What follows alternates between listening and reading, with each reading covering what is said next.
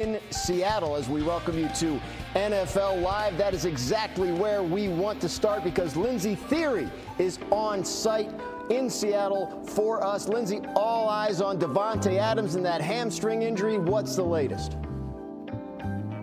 Graz, Davante Adams is officially doubtful for tonight's game with that hamstring issue. Sean McVay, though, saying earlier this week they're going to take it right up until game time. One person I spoke with, though, really laid it all out. The Rams want to win the division. They want to earn that top seed in the NFC. Obviously, Davante Adams would be able to help them do that. That being said, they also really want Davante Adams to be healthy for a deep playoff run. So those are some of the decisions going, or some of the factors going into the decision.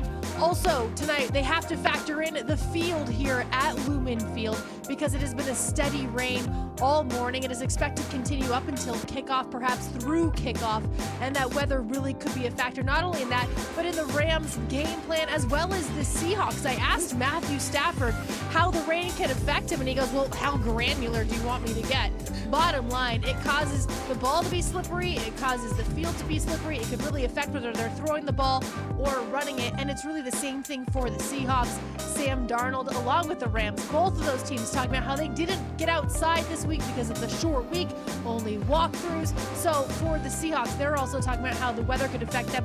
Mike McDonald, though, really harping on the wind because on top of the rain, gusting winds up to 33 miles per hour could really affect how both teams call this game. Graz? That sounds fantastic, Lindsey, and you didn't even notice you were about to get run over by a forklift. The entire desk was very, very concerned about you. I knew they were back there. I just powered through.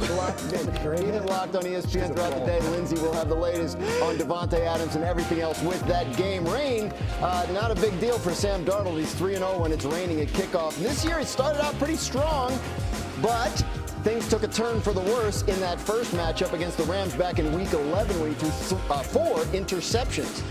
Darnold throwing only about his third as many touchdowns per interception since then, and his QBR is down into the 30s. So, here with Dan Orlovsky and Peter Schrager and Jason McCourty on NFL Live. I'm Dan Graziano in for Laura Rutledge. Dan, what is going on with Sam Darnold? Yeah, the main thing is Sam's not listening to his feet. That was something that he really mastered. His feet would tell him where and when to throw the football. And for everyone tonight, just pay attention to when he moves his feet, does he move his head as well? So, number one, empty, motion over, here comes pressure. The Rams are going to bring this blitz tonight. The offensive linemen are going towards the bottom of the screen. They've got one more. Sam's set up to throw the ball outside, but for some reason he doesn't. He gets stuck on that inside receiver.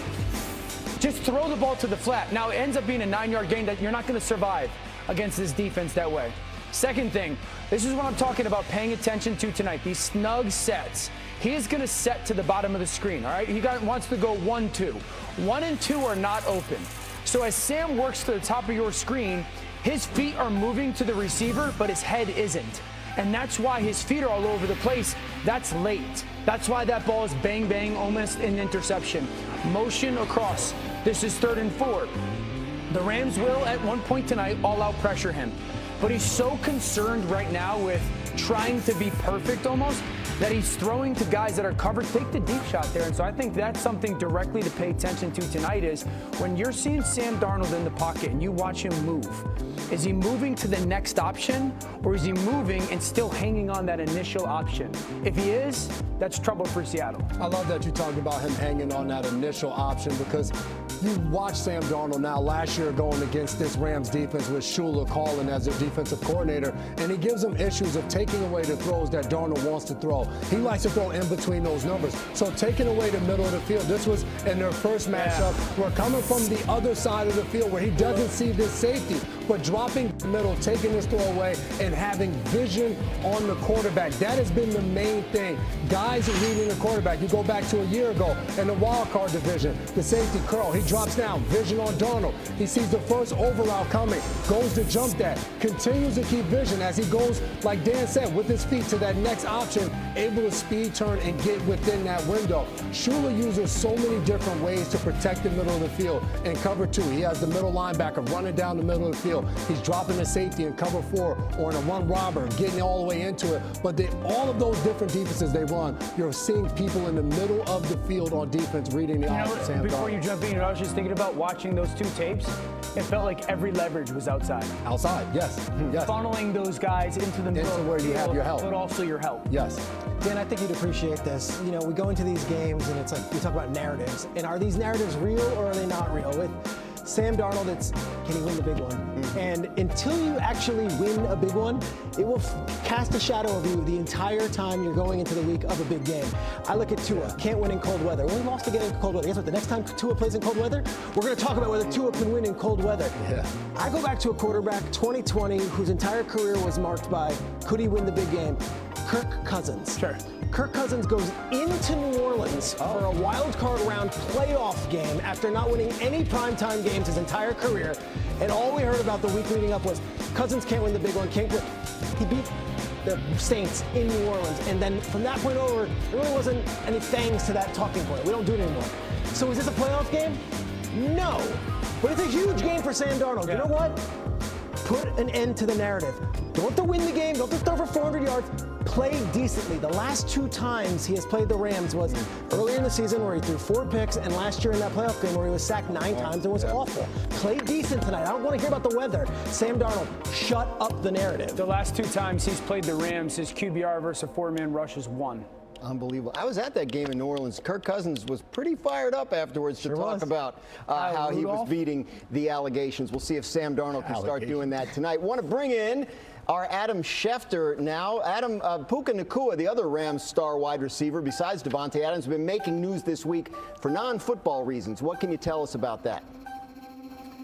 Well, he's had quite a week. He issued an apology this afternoon, Dan, in which basically he celebrated a touchdown dance on a stream this week and performed an anti-Semitic dance. Now, he had to apologize, did that, said he didn't realize what he was doing, that there's no place for this in sports. The NFL came out to condemn it on the same live stream. He came out and criticized officials and said they make calls just to be on television. And so all that is going on with Puka Nacua this week at a time where the Rams are getting ready for their biggest game of the season, a game that has ramifications for who wins the NFC West and gets the top seed in the NFC. And here is Puka Nacua mired in controversy, apologizing hours before they play that game tonight for appearing on a live stream in a week like this. Not exactly the way you want to go into a big game, but that's where Puka is. As one person said to me today, Puka is so naive about these things, and his naivete is one of the reasons that people love him so much,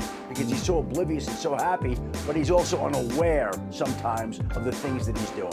Yeah, we'll see if that affects anything going forward tonight. Obviously, a lot going on with the Rams this week on and off the football field. Lamar Jackson again yesterday. What's the latest there? Back at practice today, Dan was battling the flu and was back at practice as he's been in other weeks. This is